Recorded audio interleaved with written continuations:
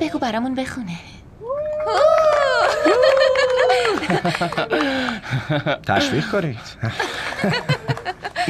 गुलाबी आंखें जो तेरी देखी शराबी ये दिल हो गया संभालो मुझको ओ मेरे यारो संभलना मुश्किल हो गया गुलाबी आंखें जो तेरी देखी शराबी ये दिल हो गया संभालो मुझको ओ मेरे यारो संभलना मुश्किल हो गया ला ला ला ला ला ला ला ला ला ला ला ला ला ला ला ला لا لا لا لا. تو چرا اینقدر ساکتی؟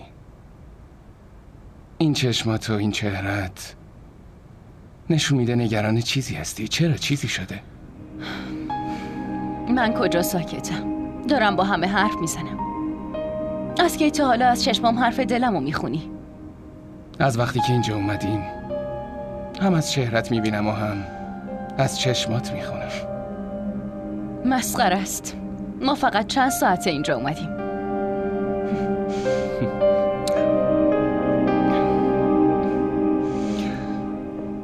خب چه فرقی میکنه؟ بعضی از آدم ها اینجورین. همین که میبینیش میتونی از حالت صورتشون همه چی رو تشخیص بدی. حرفای خوب میزنی. یعنی فقط خوب حرف میزنم؟ خودم خوب نیستم؟ نمیدونم. در این مورد فکر نکردم. منظورم اینه که اصلا به این موضوع دقت نکردم. خب با دقت ببین، فکر کن. تو که خیلی فرصت داری. ببینم مگه فکر کردن زوریه؟ اگه فکر نکنم چی؟ ولی اینجوری اصلا امکان نداره که بتونی به من فکر نکنی. منو به چالش میکشی؟ نه به چالش میکشم و نه حتی قصدشو دارم. فراز لطفاً. حالا تو یه بار حرفمو گوش کن. من نمیخوام باهات وقت گذرانی کنم. قصد مزاحمت هم برات ندارم. حالا اگه این دوتا چیزو بذاریم کنار، بین دو نفر میتونه رابطه دوستی به وجود بیاد، مگه نه؟ نکنه با این قضیه هم مشکل داری؟ این چطور ممکنه فراز؟ با یه ملاقات چطور میتونی به این چیزا فکر کنی؟ آره درسته. من که فکر کردم، تو هم فکر کن. یه چیزی رو به یاد داشته باش. من عادت ندارم نبشنوم.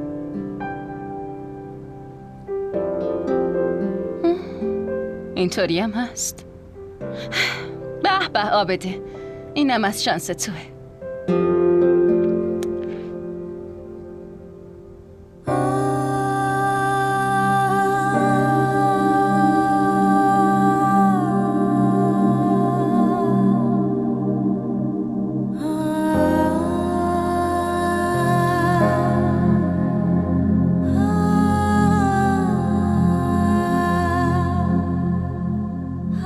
مامان میدونین بابا از عابده ناراحت بود. همینطور ناراحت از این دنیا رفت.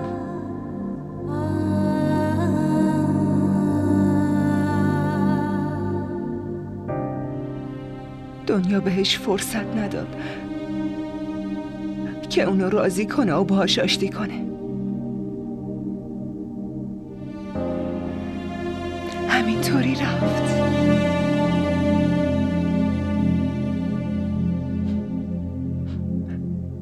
من با عابده خیلی تماس گرفتم، ولی اون واقعا بدشانسه. حتی یه بارم جواب نداد. برای آخرین بار نتونست بابا رو ببینه.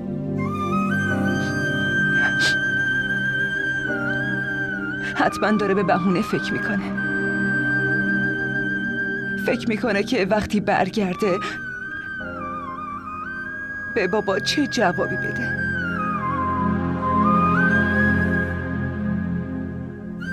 ولی اون چی میدونه که برای شنیدن بهونه‌اش و داستانش دیگه کسی اینجا نمونده که بشنوه.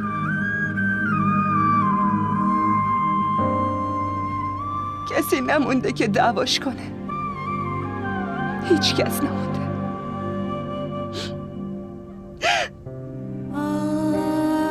مامان،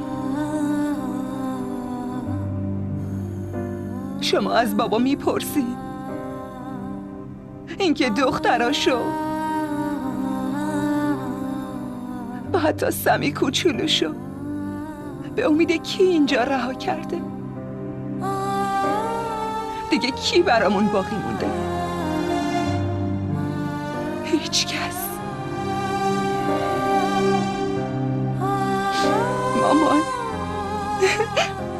ببین من تنها وایستادم، کنارم هیچ کس نیست. شما چرا منو تنها گذاشتین و رفتین؟ من تو این دنیا چی کار کنم؟ پیش من که هیچ کسی نیست. هیچ کسی. نه شما و نه خود بابا.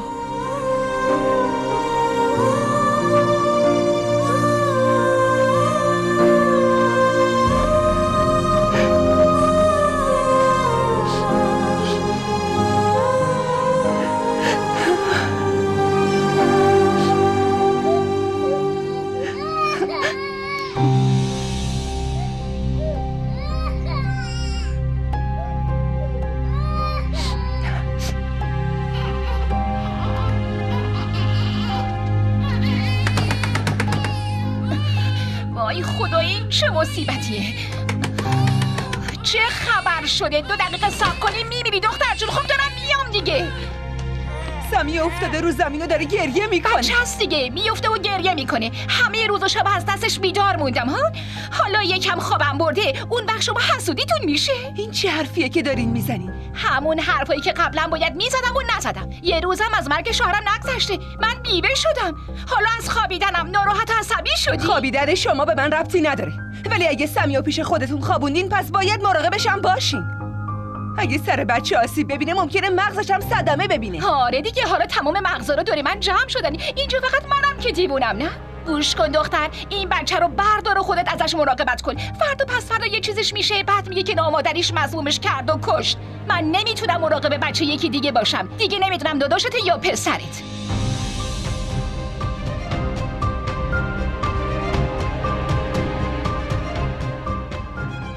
شما چی دارین میگین؟ همون چیزی رو میگم که خیلی وقت پیش باید بهت میگفتم بگیر. اینو تمام وسایلشه. حالا دیگه باباش مرده، متوجه شدی؟ من دیگه نمیتونم از این بچه مراقبت کنم. تازه من بهش نیازی هم ندارم. بگیر. شیر خشکش، اینم شیشه این شیرش. دیگه نبینم بیای تو اتاقم دنبال چیزی. برو از اتاقم برو بیرون. دیگه هیچ وقت نمیخوام ببینم تو با این بچه اومدین توی اتاق من. خوب فهمیدی؟ دیوونم کردن.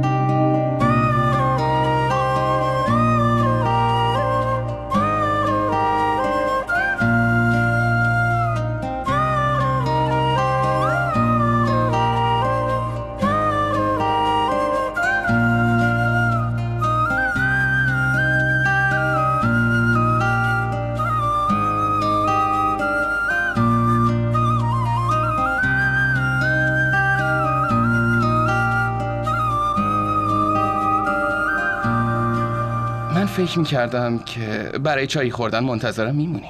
من عادت ندارم منتظر بمونم. این که خیلی خوبه. اینجوری به نظر میرسه که من و تو با هم خیلی تفاهم داریم. با من ازدواج میکنی؟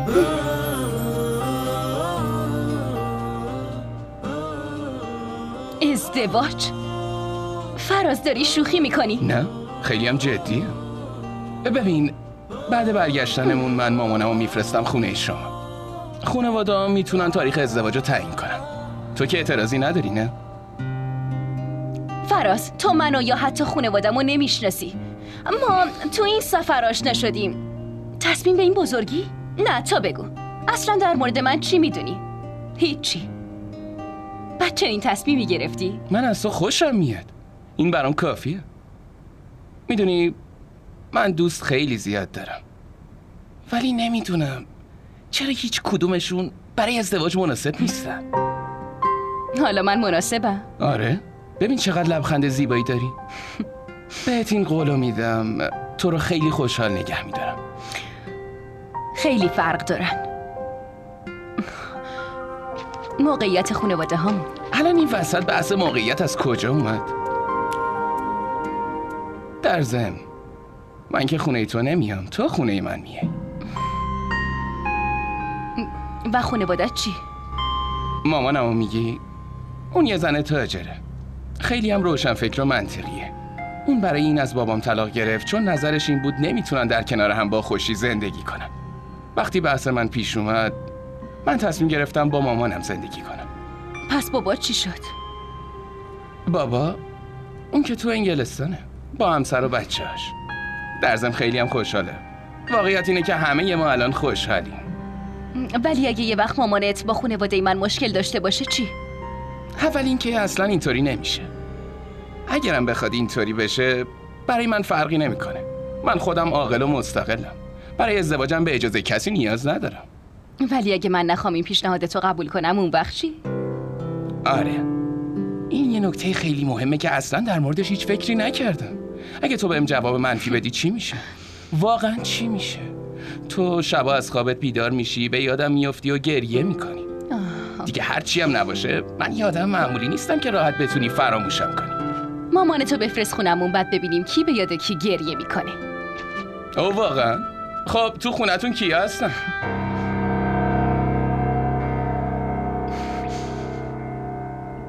تو خونه من مامانم نیست. خواهر بزرگم مامنه. داداش کوچیکم و بابام. فقط همینا خانواده من. بابام دوست نداشت اینجا بیام. برای همین بدون اجازه اومدم. احتمالاً خیلی عصبیه. حالا به این فکر میکنی که اگه برگردی چی میشه؟ تو که کار دل خودتو کردی ولی هنوزم ته دلت ناراضیه. آره راست میگی. من نمیخواستم اینجا بیام. ولی وقتی بابا از اومدنم به اینجا منعم کرد فکر کردم این کار درستیه. خب مشکلی نیست. من باهات میام و با بابات حرف میزنم. تو با بابای من حرف میزنی؟ به هیچ وجه. اون هر دوتامونو میکشه. اون این فکر رو میکنه که من به خاطر تو لج کردم و اومدم اینجا. باور نمیکنه که این اولین باره همو میبینی. وقتی من حاضرم مسئولیت این دختر لجبازش رو تا آخر عمر بگیرم احتمالاً اون خوشحال میشه. بابا هیچ وقت از من خوشحال نمیشه. اینو من میدونم. اصلا اینطوری نیست. تو باید بری شخصا ازش معذرت خواهی کنی. بعد تأثیر کارتو ببین. بعدش به من بگو چی شده.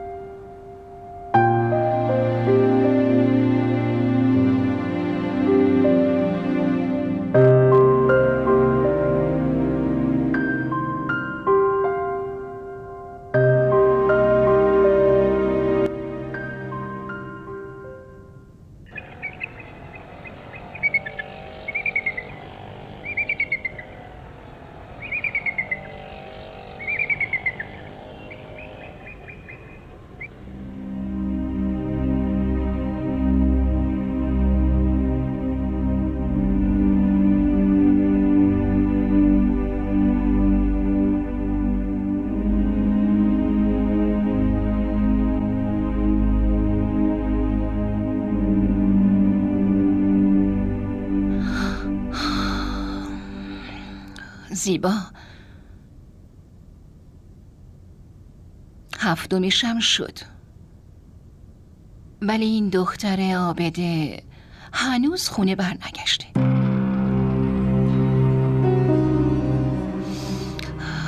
نمیدونم اصلا برمیگرده یا نه.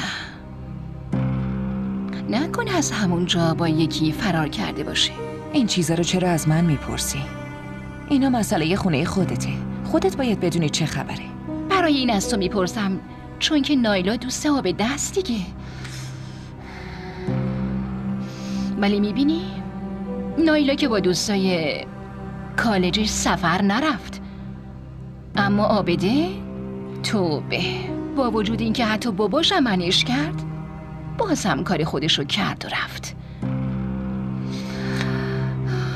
آخه من به نایلا انقدر آزادی ندادم تا با هر کی که دلش خواست دوست بشه، مخصوصاً با اون دختره شیطون که هیچ رابطه دوستی نداره. تو تا حالا دیدی نایلا به این خونه رفت آمد کنه؟ آره؟ نه خواهر، ندیدم. این دختر خیلی تقص و بی‌ادبه. من که میترسم اگه برگرده معلوم نیست میخواد چه نمایش رو اینجا را بندازه. هی چی بگم، خدا کنه برگرده، وگرنه فاتحه اونم باید بخونیم. حتما با یه پسر غریبه فرار کرده. واقعا این خونه رو باید خدا حفظش کنه. چرا این خونه رو خدا حفظش کنه؟ مگه من مردم خواهر؟ زیبا، بعد فوت آقا ابرار همه این خونه مال منه. بالاخره من بیوه اون میشم دیگه. فهیمه، آخه الان چه وقت این حرفاست که تو داری میزنی؟ بخون. همه زنا دارن به ما نگاه میکنن. زود باش.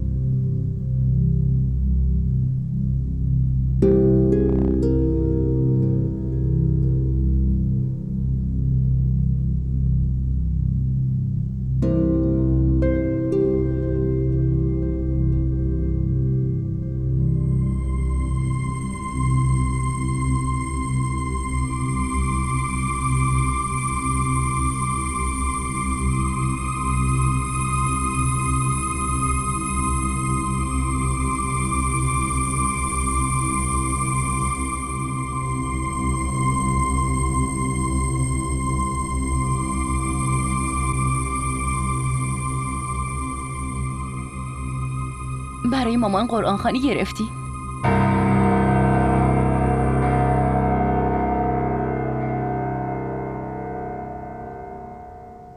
قرآن خوانی مامان نیست، بلکه 7 باباست.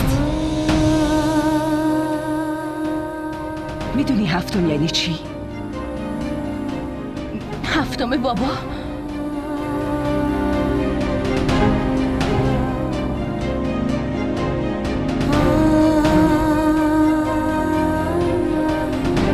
آره، امروز 7 بابامونه.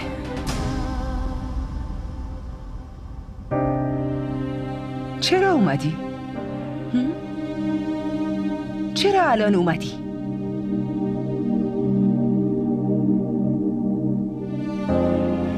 اومدی نمایش ببینی؟ چرا اومدی؟ برگرد، برو پیش همون آدمایی که بودی. برو پیش همونایی که میخواستی باهاشون خوش بگذرونی. از اینجا برو. چرا اومدی؟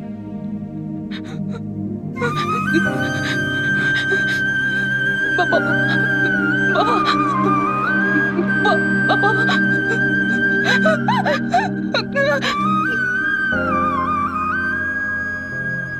نمایشه دیدی؟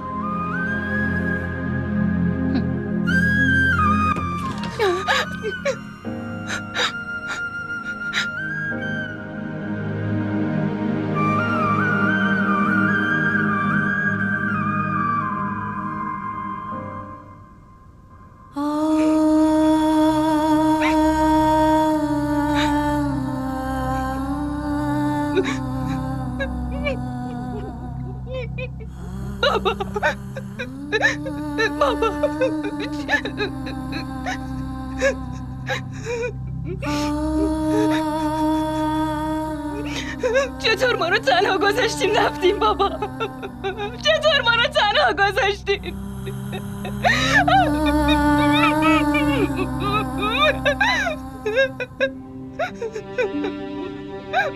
بابا برای لجبازیم باید همچین تنبیه میکردین بابا. بابا منو اینقدر تنبیه بزرگی کردی.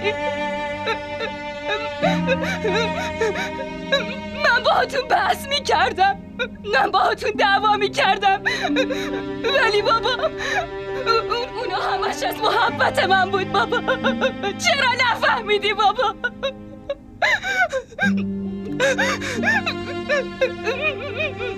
اون محبت بود. چرا نفهمیدی بابا؟ چرا نفهمیدی بابا؟ چرا اینو نفهمیدی بابا؟ بابا شما میدونین من همیشه میخواستم که شما متفاوت باشین، شما از همه متفاوت باشین بابا.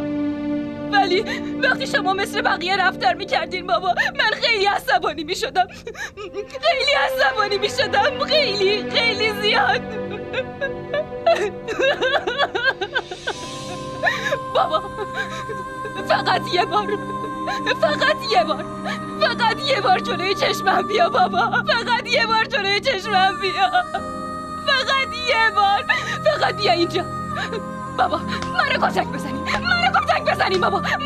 بزنین. شما هر تنبیه میکنین من آماده‌ام بابا، ولی با من این کارو نکنین. بابا.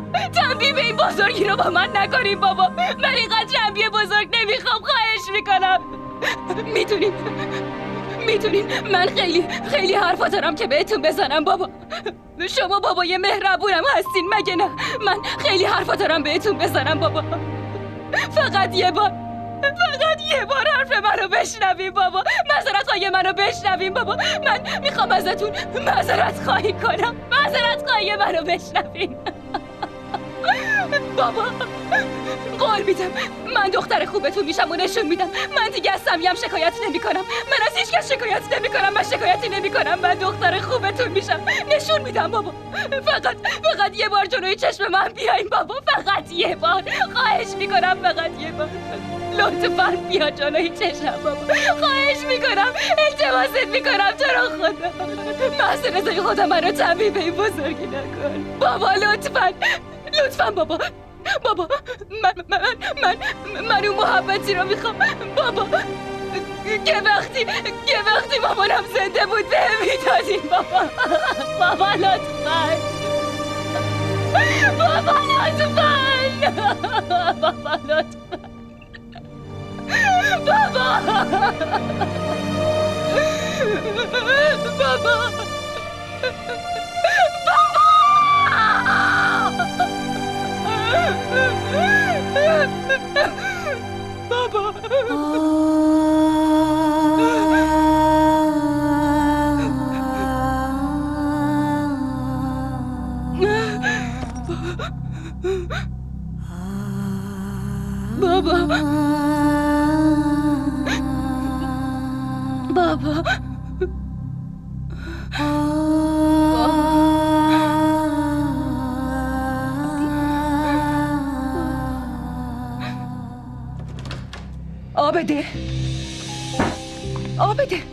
آبده بهوش بیا. آبده چی شده؟ آبده بهم بگو. آبده لطفاً. نه چیزی نیست عزیزم. خاله زیبا کسی هست؟ خدای من چیکار کنم؟ خاله زیبا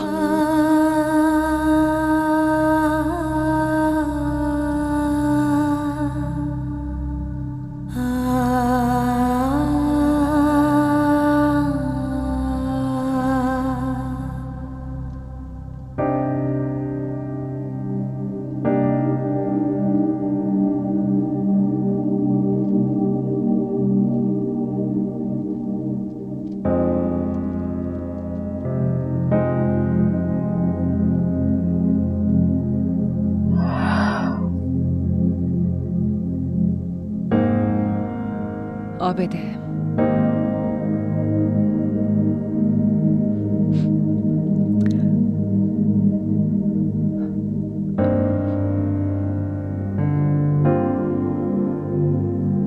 آبجی،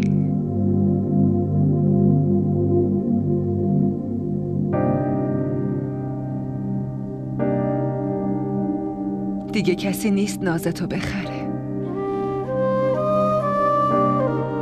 حتما روح بابا داره اذیت میشه.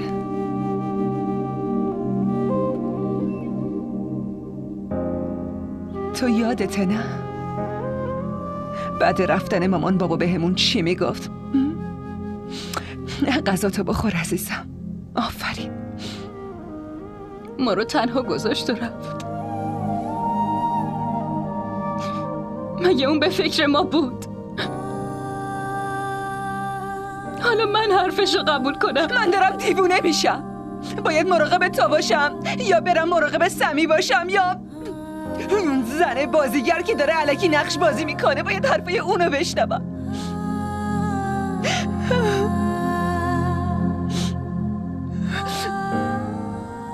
مگه من نمیخوام گریه کنم؟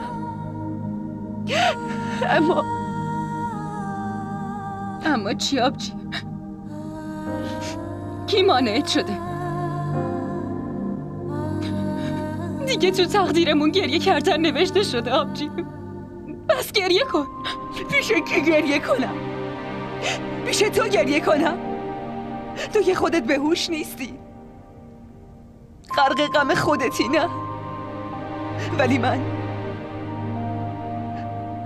مرگ بابا رو دیدم آبجی.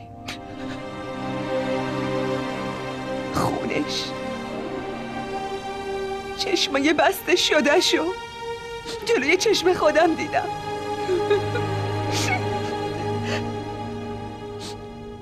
منم دلم میخواد که گریه کن،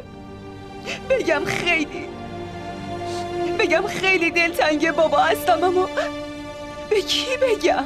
پیش من هیچ کسی نیست مگه نه؟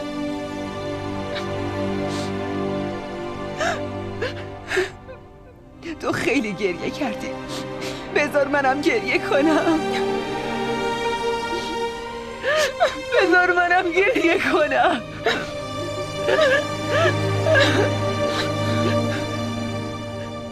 اونایی که بابای منو کشتن اونم اینقدر بی درد سر. من نمیذارم قصر در برن آبجی. عابده، خونه بابای من الکی نبود که همینجوری توی خیابون ریخته بشه. عابده، بهم بگو پلیس چی گفت؟ پلیس چی میخواد بگه؟ هیچی نگفت. اگه مدرکی چیزی پیدا کنن بهمون میگن. اگه پیدا نکردن این پرونده همینجوری تا ابد میمونه توی کمد زیر یه مشت گرد و خاک. کسی سراغش نمیره. نمیذارم این بار اینجوری بشه. تو ببین. تو چی کار میکنی عابده؟ التماست میکنم کاری نکنی که من زنده نمیمونم عابده. فقط تو موندی. من از اولم به خاطر تو خیلی حرفا شنیدم، دیگه بیشتر از این توانشو ندارم. هیچ کس حتی باباشونم جرأت نداره چیزی بگه. این بابا بود که به خاطرش من این آدمای احمقو تحمل میکردم. اینو بدون آبجی، من کسی رو نمیتونم تحمل کنم، مخصوصا این زن دروغ بازیگرو. عزیزم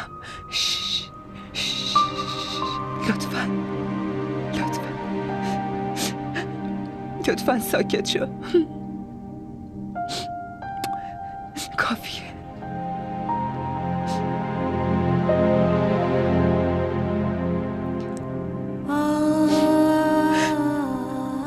ما دیگه بی پناه شدیم، کسی رو نداریم.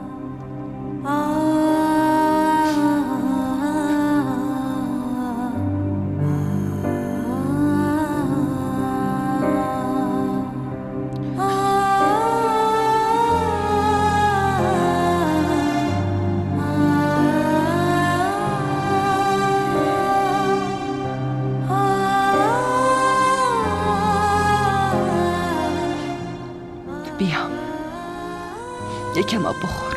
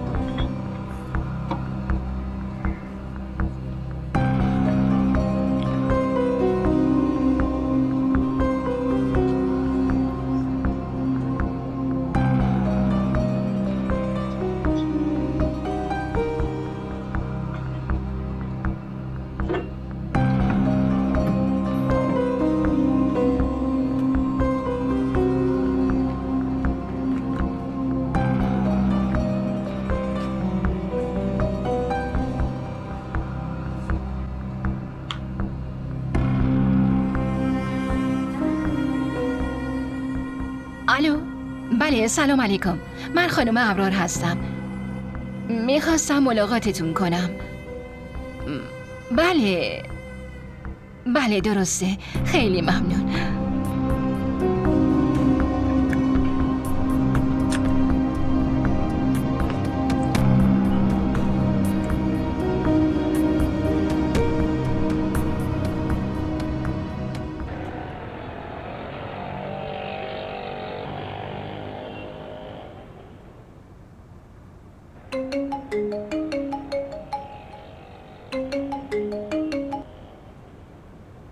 الو عابده، من خیلی وقتی که منتظر تماست بودم. تو کجایی؟ فراز بابام به قتل رسیده. من به کمکت نیاز دارم. میدونم تو میتونی کمکم کنی. چی؟ کی؟ چطور؟ وقتی برگشته بودی خونه؟ نه وقتی برگشتم بابامو دفن کرده بودن. خیلی تسلیت میگم. الان وقت تسلیت گفتن نیست. باید قاتل رو پیدا کنیم. آره حتما. من میام سمت خونت. لطفا آدرس خونه رو بهم بده.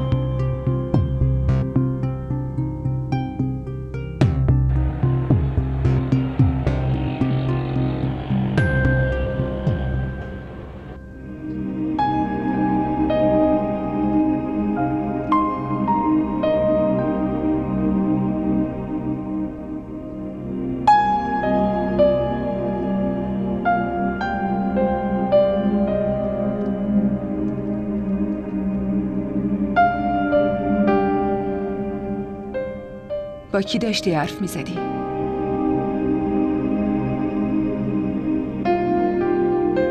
فراز؟ اسمش همین بود؟ آبجی لطفاً. الان این سوالای مشکوکو بذار کنار. الان میاد میبینیش. من چیزی رو پنهون نمی کنم. عابده ببین، اون دخترایی که پدر و مادر ندارن باید خیلی محتاطانه رفتار کنن. اگه مردم یه نقطه ضعف ازمون پیدا کنن دیگه راحتمون نمیذارن. لطفا نخوا مثل بابا نصیحتم کنی آبجی.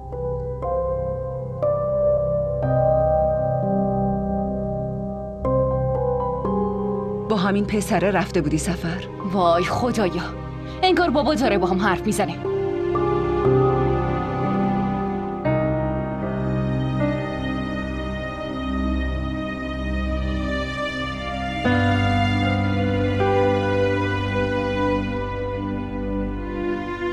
آبجی راستی بابا قبل مرگش چیزی نگفته؟ عصبانی شد، فحشم داد. حتما دلش میخواست جلوش میبودم و منو میکشت، مگه نه؟ چیزی نگفت؟ نه، من هیچ وقت تو زندگیم بابا رو درمونده احساس نکردم. میدونی اون چی گفت؟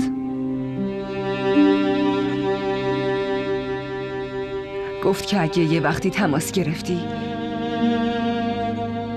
بهت بگم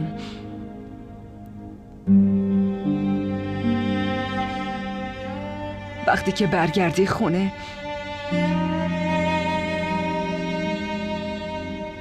دیگه بابا تو پیدا نمی کنی.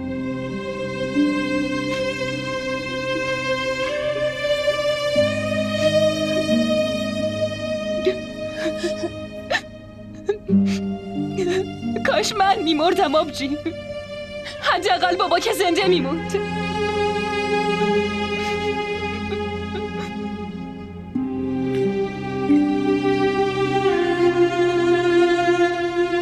اینا همش به خاطر به دنیا اومدن توه. آبده، اگه تو به دنیا نمی اومدی نه من از بابا عصبانی می شدم نه اینکه اون ازم دور می شد. اینا به خاطر وجود توه.